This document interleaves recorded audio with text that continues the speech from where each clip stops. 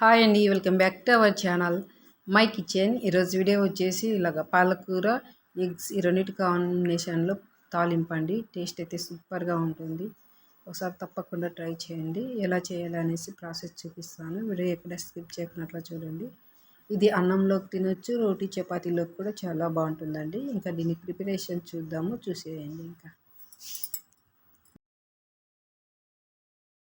చూడండి, ముందుగా ఇలాగ పాలకూరని ఇలా కట్ చేసుకొని పెట్టుకోవాలండి. తర్వాత ఇలాగ 3 ఎగ్స్ తీసుకున్నాను. ఇంక ఈ రెండు ఇలాగ ఉండాలండి. ఇంకా ఇప్పుడు పాలకూరను వాటర్లో బాగా శుభ్రంగా కడుక్కుందామండి. ఇలా తరుక్కున్నాం కదా, దీన్ని వాటర్లో శుభ్రంగా కడుక్కొని పెట్టుకోవాలి. తర్వాత స్టవ్ ఆన్ చేసుకొని కళాయి పెట్టుకొని ఇందులోకి ఆయిల్ వేసుకుందామండి. ఒక 2 స్పూన్ల ఆయిల్ వేసుకోవాలి. ఆయిల్ హీట్ అయిన తర్వాత ఇందులోకి పోపు దినుసులు వేసుకోవాలండి. జీలకర్ర, ఆవాలు, శనగపప్పు వేసాను. చూడండి, వీటిని ఇలాగ వేగనివ్వాలండి. ఇలాగ వేగిన తర్వాత ఇందులోకి కట్ చేసిన పచ్చిమిర్చి వేసుకుందామండి. ఒక 2 తీసుకొని ఇలాగ చిన్నగా కట్ చేసుకొని వేసుకోవాలండి. ఇవి ఇలాగ వేగిన తర్వాత ఇందులోకి కట్ చేసిన ఉల్లిపాయలు 2 తీసుకున్నానండి, మీడియం సైజువి. తీసుకొని వీటిని కూడా ఇలాగ వేసుకోవాలండి. వేసుకొని వేయించుకోవాలి. తర్వాత సాల్ట్ తగినంతగా వేసుకోవాలండి. తర్వాత కరివేపాకు వేసుకుందాము. వేసుకొని అంతా ఇలాగ ఒకసారి కలుపుకోవాలండి. ఉల్లిపాయ మరీ ఎక్కువగా వేగాల్సిన అవసరం అయితే లేదండి, కొంచెం లైట్గా వేగితే చాలు. చూడండి, ఇవి ఇలాగ వేగిన తర్వాత ఇందులోకి 1 స్పూన్ పసుపు వేసుకుందామండి. పసుపు వేసుకొని ఒకసారి అంతా ఇలా కలుపుకుందాము. చూడండి, అంతా ఇంక ఇలాగ మంట మీడియంలోనే పెట్టుకొని ఇలాగ మగ్గనివ్వాలి. తర్వాత మనం ముందుగా శుభ్రంగా కడుక్కొని తరుక్కొని పెట్టుకున్న పాలకూరని ఇందులోకి వేసుకోవాలండి. చూడండి, ఇలాగ వేసుకోవాలి. పాలకూర ఇలాగ వేసుకొని కలుపుకుందామండి. చూసేకి ఎక్కువ కనిపిస్తుంది కానీ మగ్గితే కొద్దిగా అవుతుందండి పాలకూర. అంతా ఒకసారి ఇలా కలుపుకుందామండి.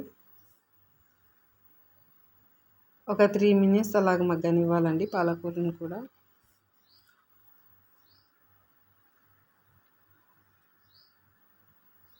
సాల్ట్ ఏమైనా తక్కువగా ఉంటే చూసుకొని వేసుకుందాము.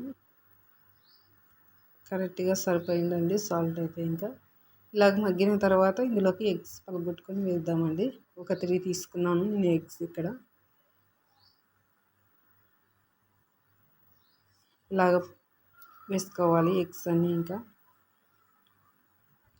ఎగ్స్ ఇలాగ వేసుకున్న తర్వాత వెంటనే కలుపుకోకుండా ఒక 2-3 మినిట్స్ అలాగ వదిలేయాలండి. వెంటనే గెంటి పెట్టి కలుపుకోకుండా. చూడండి, కొంచెం ఇలాగ కలుపుకోవాలి. ఇంకా 3 మినిట్స్ అయిన తర్వాత ఇలాగ పొడి పొడిగా వస్తుంది. చూడండి, అంతా ఇలా కలుపుకోవాలి. హెల్త్కి కూడా చాలా మంచిదండి. ఇలాగ పాలకూర ఎగ్స్ ఈ రెండింటి కాంబినేషన్లోను. ఈ రెండు హెల్త్కి చాలా మంచిది కాబట్టి తప్పకుండా ట్రై చేయండి మీరు.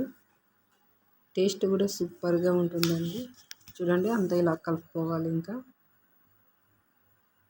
అడుగంటుతుంది, గంటితో కలుపుతూ ఉండాలండి.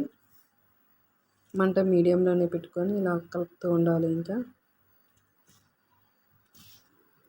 చూడండి, అంతా ఒకసారి ఇలా కలుపుకోవాలి. ఇంక ఇందులోకి ఇలా మగ్గితే చాలా అండి. ఇంక ఇందులోకి కారం వేసుకుందాము. తగినంతగా వేసుకోవాలండి కారం వేసుకొని ఇలా అంతా కలుపుకుందాము. కారం కూడా కొంచెం మగ్గనివ్వాలి. తర్వాత ఇందులో కొంచెం గరం మసాలా వేస్తున్నామండి. ధనియాల పొడి కూడా వేస్తే చాలా బాగుంటుంది. నా దగ్గర లేదని నేను వేయలేదు. ఇంకా లాస్ట్ ఫైనల్గా కొంచెం కొత్తిమీర ఇలా తరుక్కొని వేసుకోవాలండి. ఇంకా స్టవ్ ఆఫ్ చేసేద్దాము. రెడీ అయింది. అంతే అండి, ఎంతో టేస్ట్గా ఉంది పాలకూర ఎగ్ కాంబినేషన్లో తాలింపు రెడీ అయిందండి. టేస్ట్ అయితే చాలా బాగుంది ఫ్రెండ్స్. తప్పకుండా ట్రై చేయండి. వీడియో నచ్చినట్లయితే లైక్ చేయండి, షేర్ చేయండి, సబ్స్క్రైబ్ చేయండి ఛానల్ని.